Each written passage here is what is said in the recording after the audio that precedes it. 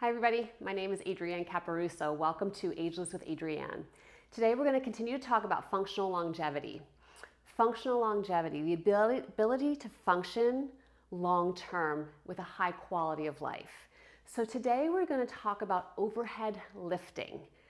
Why do we need overhead lifting? Well, if you're ever going to put anything up on a counter, in a cabinet, you need to be able to lift it overhead. If you're flying and you want to put something in an overhead compartment, whether it be a piece of luggage or even just a handbag, you have to be able to lift it overhead. And we know that those handbags can get really, really heavy sometimes. So today we're going to work on that overhead lift. So I have a dumbbell here that I'm going to use. You can use a box, like even an empty box with just a little bit of something in it to carry, to put overhead. But what you're going to do is you're going to have whatever it is that you're lifting, and you're going to put it overhead and come back down. And you're going to put it up to the left, come back down, and up to the right, and come back down. And this is an overhead lift. This is me putting, I don't know, a bag of flour and a bag of sugar in a cabinet overhead. This is me putting my suitcase in the overhead compartment on the airplane. This is me picking up my child, you or maybe your grandchild, and lifting them high and looking at them. The overhead lift is incredibly important. And now I have a heavy weight here. If you don't have the ability right away to lift something heavy, start with something light. Start with like a little plastic water bottle and just practice lifting that. Because the other thing that we need to maintain, not just the muscle strength, which is super important because we want to avoid sarcopenia, which is the loss of muscle mass, but one of the other things that we want is to be able to move these shoulders the way they need to move. And if we're not moving them ever, everything is going to get tight. Muscles are going to get tight, and your flexibility is going to shift. You have to keep mobile and keep movement in order for those shoulders to work the way that they need to work. So, like I said, I have a heavier weight here. You can practice with something lighter, but I want you to continually progress. And if you have shoulder issues, rotator issues, always talk to your doctor first. That's the disclaimer always. We always listen to doctors.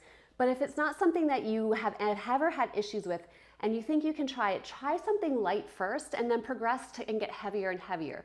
So just hold that in front of you and practice lifting it up. To the left, straight in front is probably your right because you're looking at the screen, and then to my right.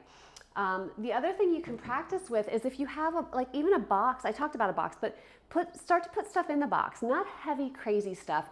But this is a very easy thing to move because it's not awkward. It's a dumbbell. Like I can hold it in the center, I can hold it on the ends.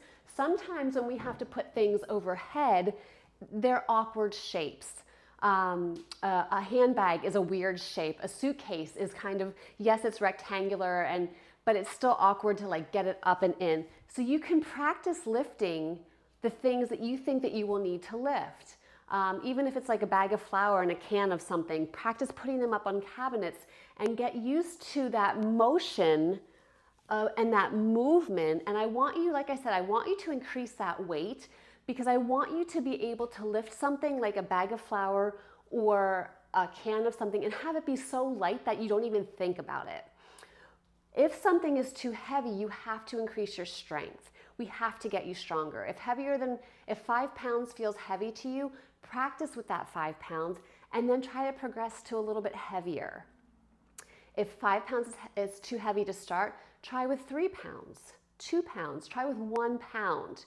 But the goal is to get you stronger, to keep those muscles strong so that when you need to put your arms overhead for any given purpose, it's not an issue for you.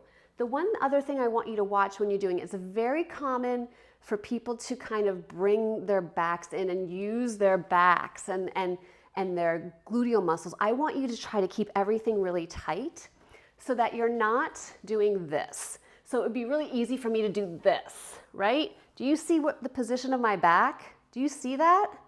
That's not good. That's not good at all. So I want you to keep things tight.